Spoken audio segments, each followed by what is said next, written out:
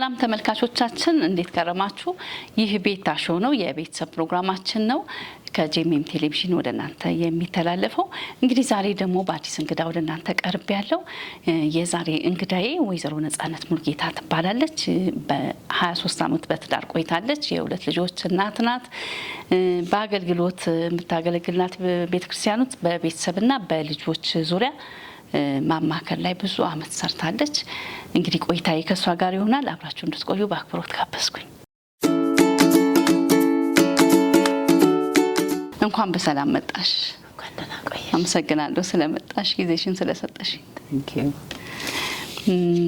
እንግዲህ ቤተሰብ ላይ እንደምታማክሪው ጤናማ ቤተሰብ ምን ማለት ነው ትያለሽ? እንደ እግዚአብሔር ቃል ከእግዚአብሔር ቃል አንጻር ጤናማ ቤተሰብ ሳስብ ያው እግዚአብሔር የፈጠረበትን ከመጀመሪያው ጀምረሽ ያለውን ፍጥረት ታያለሽና ዘፍጥረት ምዕራፍ 2 ቁጥር 24 ጀምሮ ያለው በቃ እግዚአብሔር በቃ ወንድና ሴት አድርጎ ከፈጠረ በኋላ ባልና ሚስትን አንድ ስጋ ይሆናሉ ብሎ ነው የጀመረው።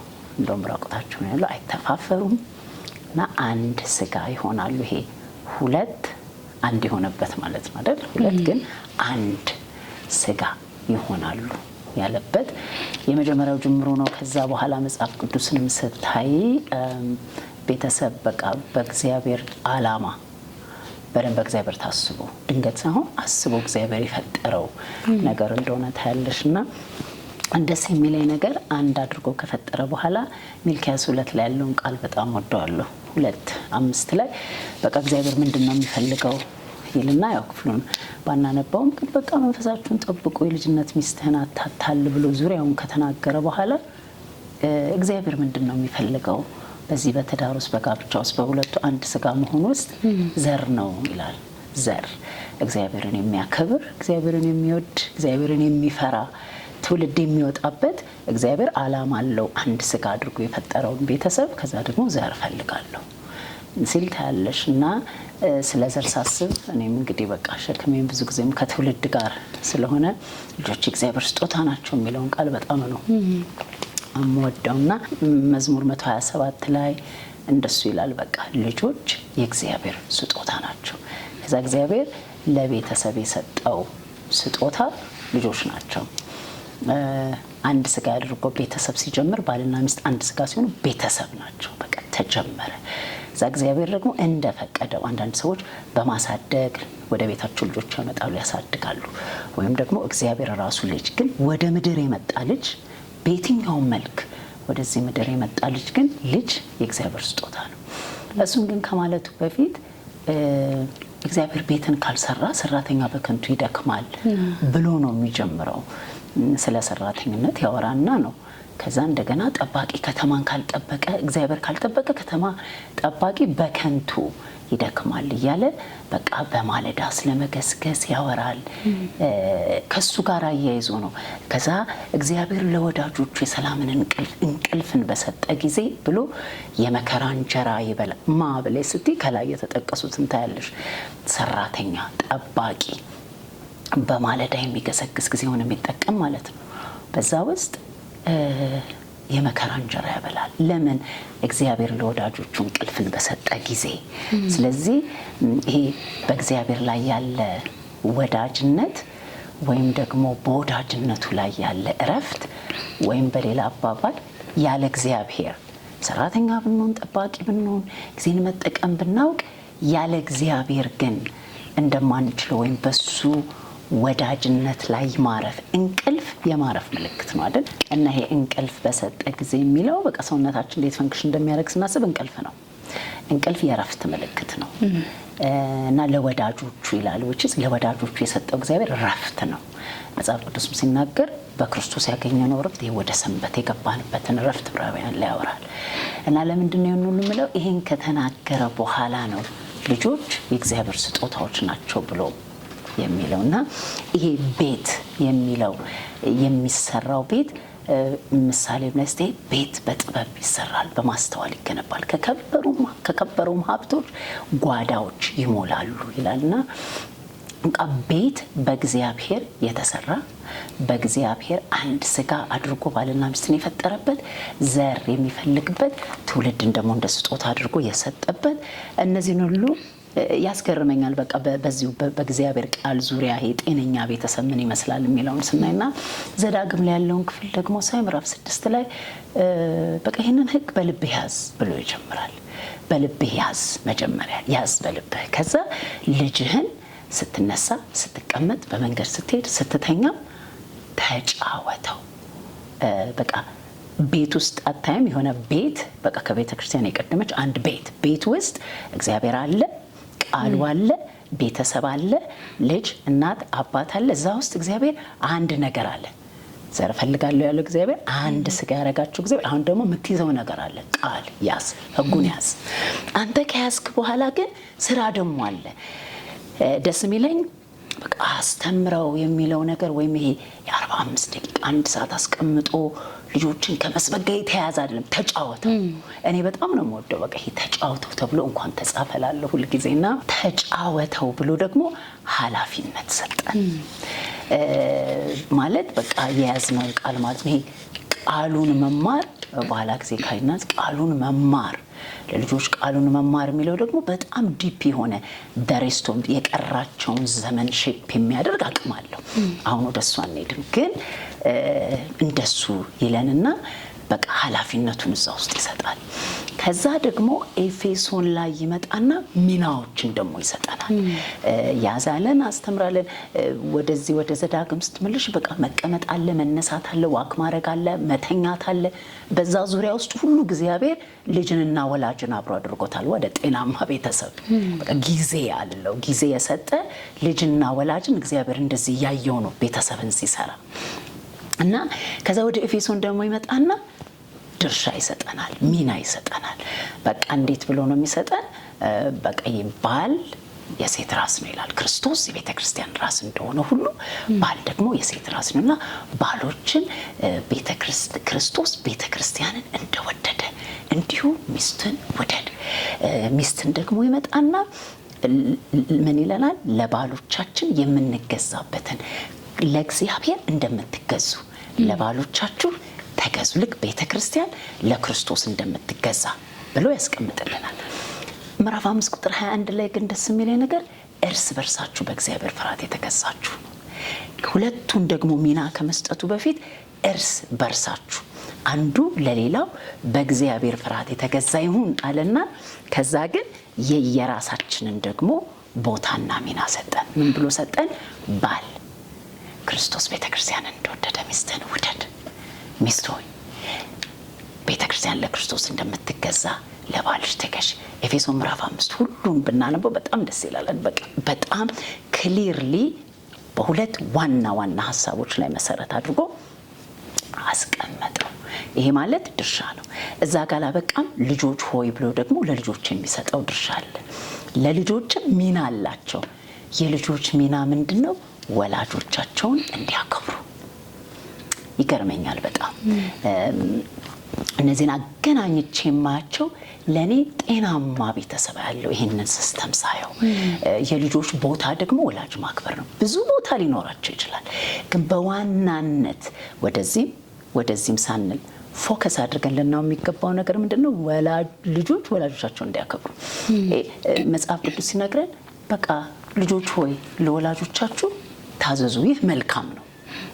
ብንታዘዝ መልካም ይሆናል፣ ባንታዘዝ የሚያገኘን ነገር አለ፣ የሚመጣ ውጤት አለ።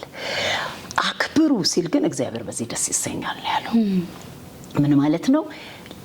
ወላጅ መከበር ከወላጅ ኦቶሪቲ ጋር ከተሰጠን ፖዚሽን ጋር የተያያዘ ነገር ነው። በቃ እናት ስለሆንኩ ነው ልጆች የሚያከብሩኝ። መልካም ክፉ እሱ ሌላ ጉዳይ ነው።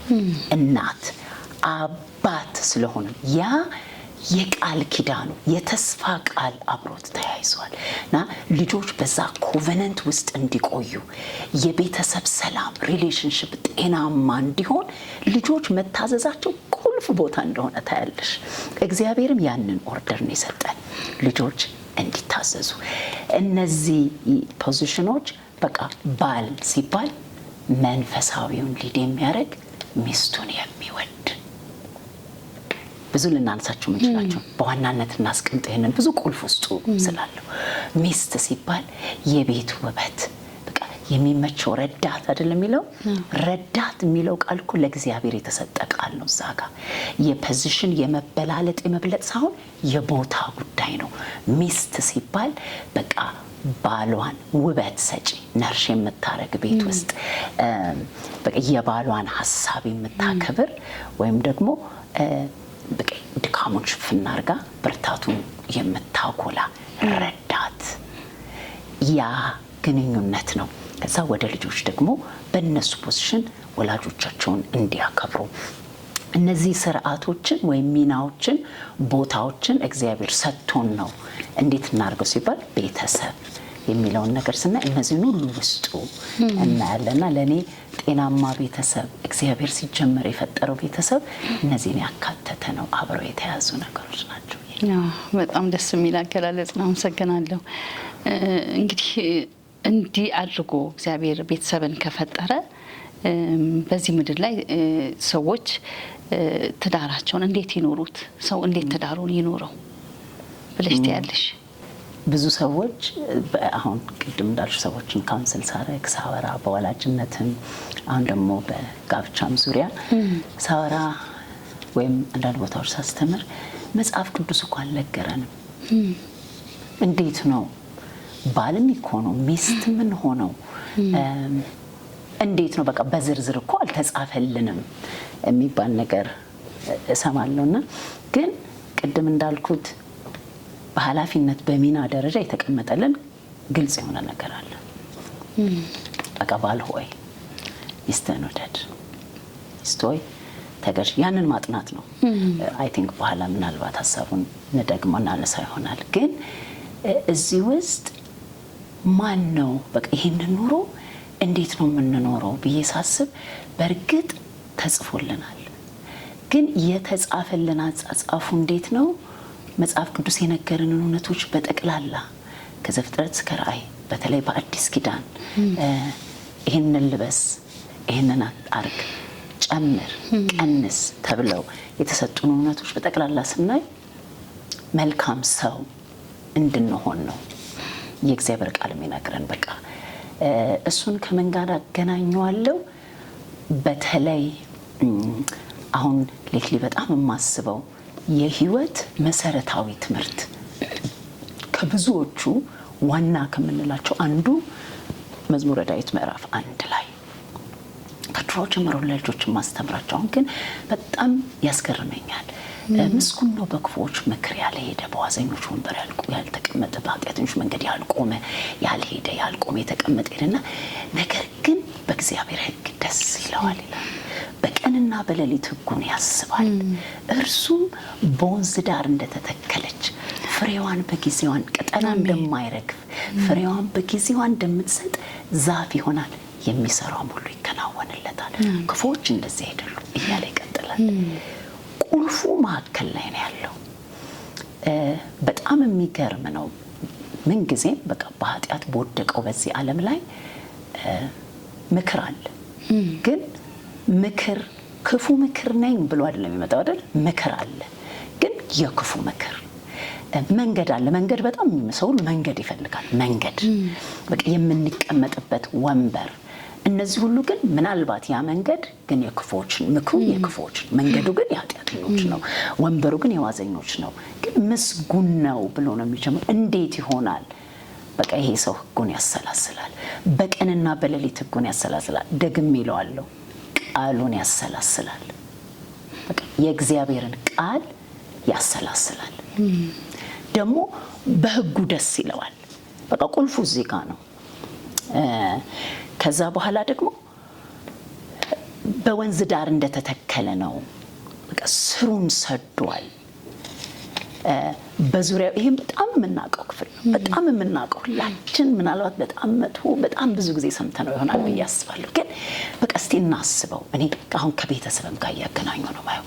ስሩን ሰዷል። ዛፍ ነው፣ በወንዝ ዳር ውስጥ ነውና የትኛውም አይነት ነገር ቢመጣ ስሩን ሰዷል እና ውበት አለው፣ የሚታይ ውበት አለው፣ ቅጠል አለው። አካባቢው አይወስነውም፣ ስሩን የሰደደበት ነው የሚወስነው። ከዛ ደግሞ ፍሬ አለው። ፍሬው ዛፉ አይበላውም አይደል? ለሌሎች የሚበላ አይደል?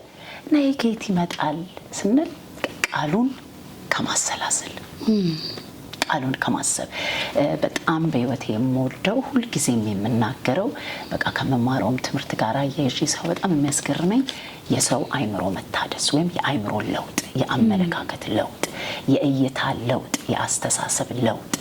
እነዚህ ነገሮች በጣም ዋና ናቸው። በአይምሮ መታደስ መለወጥ የሚለው የእግዚአብሔር ቃል የየዕለት ኑሮ ነው። የክርስትና የህይወት ጉዞ ነው። ኤቭሪዴ ህይወታችንን ቼክ የምናደርግበት ነው። ብዙ አይነት አመለካከቶች ከልጅነት ይዘን መተናል። ከወላጆች ሰምተናል፣ ከመጽሐፎች አንብበናል፣ ከአካባቢ አግኝተናል፣ ከሶሻል ላይፍ፣ ከካልቸር ብዙ ነገሮች ይዘናል። እነዚህ አመለካከቶች ናቸው ሼፕ አድርገውን ባልነን፣ አባትነን፣ ሚስትነን፣ እናትነን፣ ሲሰፋ ደግሞ ጓደኛም ነን እያለ ይቀጥላል። የዛ ሼፕ ያደረጉን አመለካከታችንን የያዙት ነገሮች ውጤቶች ነን። ይሄ እንዴት ነው ወደሚቀጥለው ቻፕተር የሚታለፈው ስንል ብዙ ውሸቶች ግን ውስጡ አሉት። እውነት የእግዚአብሔር ቃል ብቻ ነው። እነዛ ውሸቶች በእግዚአብሔር ቃል መተካት አለባቸው። ያ የአመለካከት ለውጥ መጽሐፍ ቅዱስ ሲናገር ይገርመኛል። ምሽግን ለመስበር ብርቱ ነው ይልና ከዛ ምሽግ የሚለው ግን በእግዚአብሔር እውቀት ከፍ የሚለውን የሰው ነው፣ ክፉ ሐሳብ ነው። ስለዚህ ስለ ሐሳብ ሶ ዲፕ ነው። መንፈሳዊውን ውጊያም ስናይ ውጊያ እናውቃለን። የት ነው ውጊያው? አይምሮ ላይ ነው ያለው፣ አስተሳሰብ ላይ ነው ያለው። ስለዚህ ሰው የእግዚአብሔርን ቃል በማሰላሰል ውስጥ በቃ ወደ ኋላ የሚለውም ወደ ጎን የሚለውም ወደ ታች የሚለውም የለውም። የእግዚአብሔርን ቃል ማሰላሰል፣ በዚህ ማሰላሰል ውስጥ የሚለወጠው አመለካከት፣ የሚሰራው ማንነት ያ ነው ይዘነው መልካም ሰው የሚያደርገን። መልካም ሰውነት ያለው በእግዚአብሔር ቃል ውስጥ ነው። በዚህ ቃል ውስጥ ያለው መልካም ሰው ነው ከዛ መጥቶ መልካም አባት የሚሆነው፣ መልካም ባል የሚሆነው፣ መልካም ሚስት፣ መልካም እናት የምትሆነውና መልካም አባት ነኝ ወይ መልካም ባል ነኝ ወይ? በዚሁ ሲፈተሽ የመጀመሪያው ቼክ የምናደርገው ነጥብ በቃ የማሰላስለው የማስበው ነገር ምንድን ነው? ያ የማስበው ነገር ውጤት ነኝ እኔ። ስለዚህ መጽሐፍ ቅዱስ ሲነግረን ይህን አስቡ፣ ይህን አታስቡ ይለናል። ብዙ አስተሳሰቦቻችንን ዛሬ ላይ ካውንስል ከማደርጋቸውም ሰዎች የምሰማቸው የማያቸው ብዙ ጊዜ ያለው ተጽዕኖ ሎ ሰልፍ ስቲም ወይም ስለ ራሳችን ያለንን አመለካከት ማንነታችንን ያለማወቅ እንዲህ ብለስ ነው ኖ ማንነቴን በደንብ አውቃለሁ። ትክክለኛውን ማንነታችንን የሚነግረን የእግዚአብሔር ቃል ነው።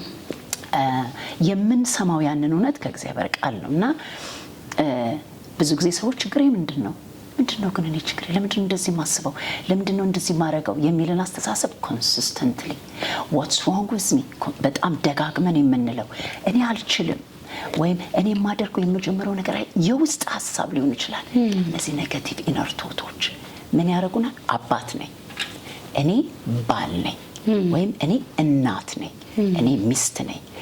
የኔ መገኘት፣ የኔ መኖር፣ የኔ ሐሳብ፣ የኔ አደራረግ ለውጥ ያመጣል።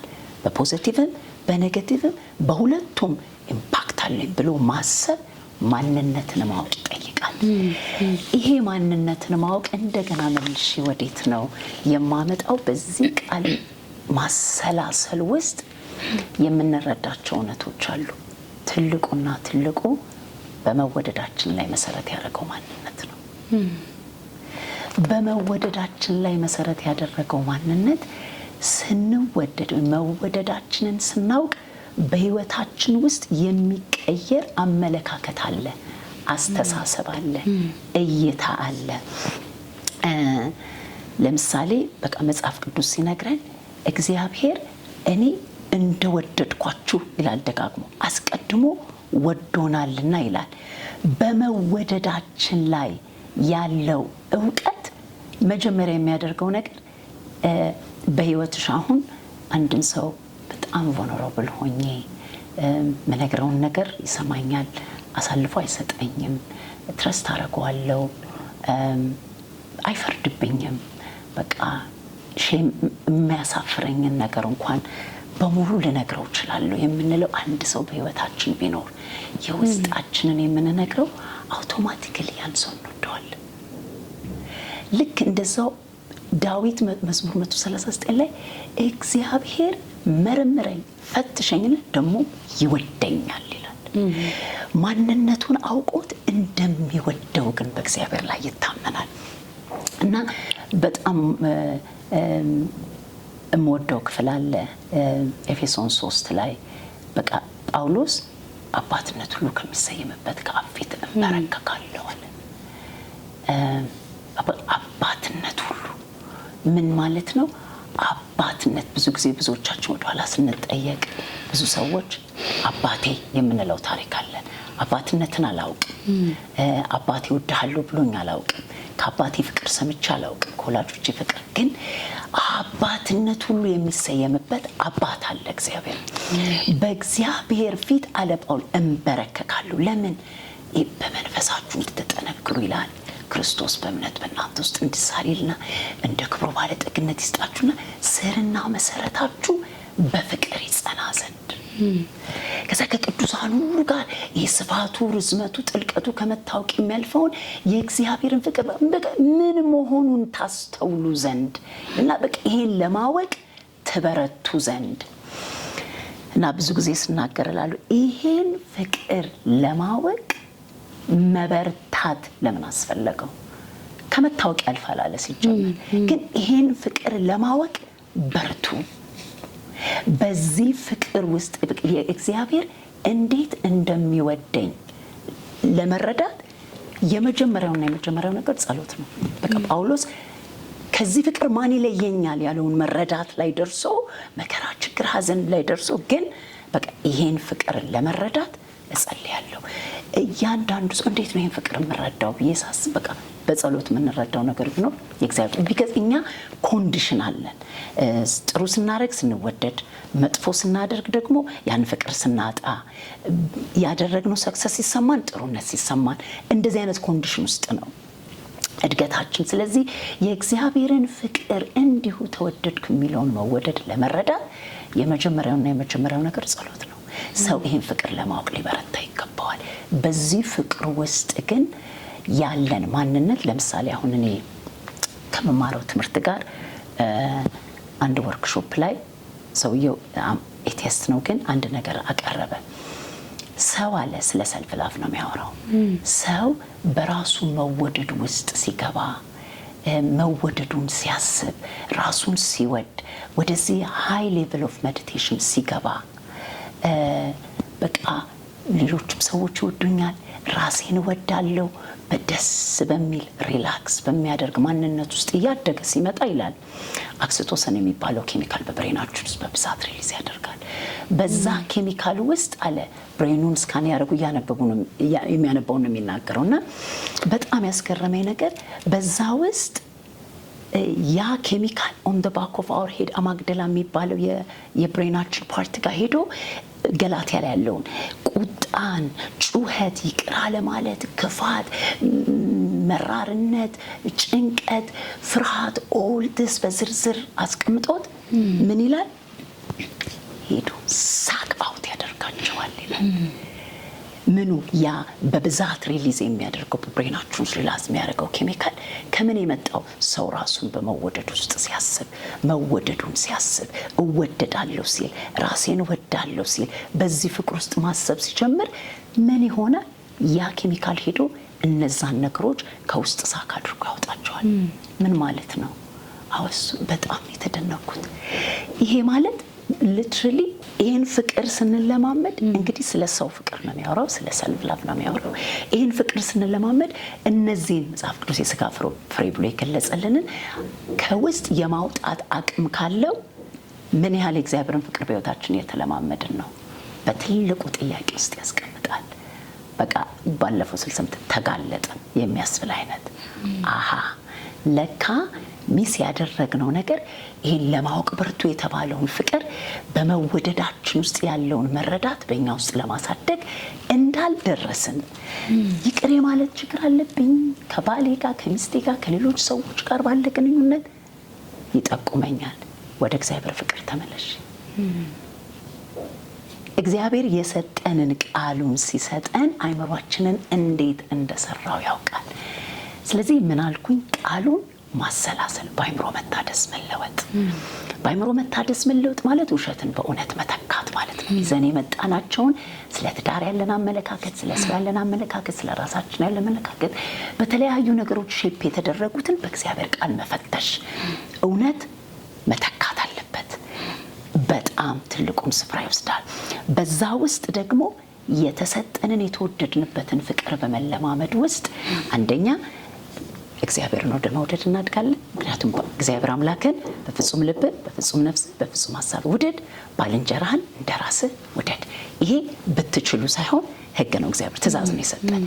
ወደዚህ ፍቅር እናድጋለን። በመወደዳችን እውነት ውስጥ ወደዚህ ፍቅር እናድግ፣ እግዚአብሔርን ወደ መውደድ። እግዚአብሔርን በመውደድ ውስጥ ደግሞ እኔን እግዚአብሔር እንደተቀበለኝ ራሴን ወደምቀበልበት፣ እግዚአብሔር እንደሚያየኝ እንደሚወደኝ ወደምወድበት፣ ከምንም ጋር ያልተያያዘ ከየትኛውም ከምንም ጋር በህይወት ውስጥ ያልተነካካ ያልተያያዘ እንዲሁ እግዚአብሔር እኔን የወደደበትን ፍቅር የምቀበልበት ያ ፍቅር ነው። ቅድም እንዳልነው ስሩን ሰዶ ዛፉ ፍሬ እንደሚያፈራ ወደ ሌሎች የሚበላ ሌሎችን ወደ መውደድ ፍሬ የምናድገው። ይሄ ሌሎችን መውደድ ነው ይዘነው ቤታችን ውስጥ ቤተሰብ ውስጥ የሚገባው። ለባል እግዚአብሔር የሰጠው ኃላፊነት ክርስቶስ ቤተክርስቲያንን እንደወደደ ሚስቱን ይውደድ። ሚስቱን የሚወድ ራሱን ይወዳል። ልክ እንደ ራሱ ስጋ አድርጎ ይውደደው። በእኛ አቅም በሰው አቅም አይቻልም። ሰው ግን በዚህ ፍቅር ውስጥ በክርስቶስ ፍቅር ራስ ወደ ሆነው ወደ ክርስቶስ ያደገ በዚህ ፍቅር ግን ሲገባ ያን ፍቅር ነው አምጥቶ ወደ ሚስቱ የሚያስተላልፈው። ሚስት ደግሞ ያንን ፍቅር ወደ ልጆች። የቤቱ መሰረት ፍቅር እንዲሆን ነው እግዚአብሔር አስቀድሞ ይህንን ትእዛዝ ቤተሰብን ሲፈጥር ያንን ሚና ለባል የሰጠው። በመወደድ ውስጥ በፍቅር ውስጥ ኃይል አለ፣ ፈውስ አለ፣ ሰላምና ደስታ አለ።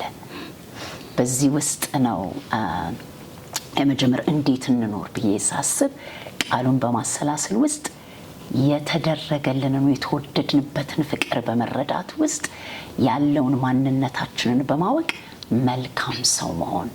ያ መልካም ሰው ነው መልካም ባል። ሚስትም ብዙ ጊዜ አንዳንድ ባለትዳሮችን ሳወራ እኔ እኮ ሚስቴን ለማስደሰት ነው ወደ ትዳር የገባሁት። የሚስት ደስታ ሶርሱ እግዚአብሔር ነው። ሚስትም እንዲሁ መወደዳችንን በዚህ ፍቅር ውስጥ ስንቆይ ማንነታችን የሚሰራበት መሰራት ነው ለሰምሽን የሚረዳን ወይም ወደዚህ ህብረት ውስጥ የምንመጣበት ሚስጥር። ስለዚህ መልካም ሰው ለመሆን እንሰራ። በአይምሮ መታደስ ለመለወጥ ፍቅርን ከጌታ ለመጥገብ ማንነታችንን ለማወቅ በተጋን ቁጥር መልካም ሴት መልካም ሚስት ናት። መልካም ሰው መልካም ባል ነው፣ መልካም አባት። ተመልካቾቻችን ከወይዘሮ ነጻነት ሙሉጌታ ጋር ያደረግነው ቆይታ በዚህ አላበቃም። ሳምንት ደግሞ በክፍል 2 እንመጣለን። ብዙ ነገር እንደተማራችሁ ተስፋ አደርጋለሁ። ቀጣይ ደግሞ ብዙ ሀሳብ ይዟል። ያን እንገናኛለን። እስከዛው ከቤታሾ ተሰናበትኩኝ። ሰላም ቆዩ።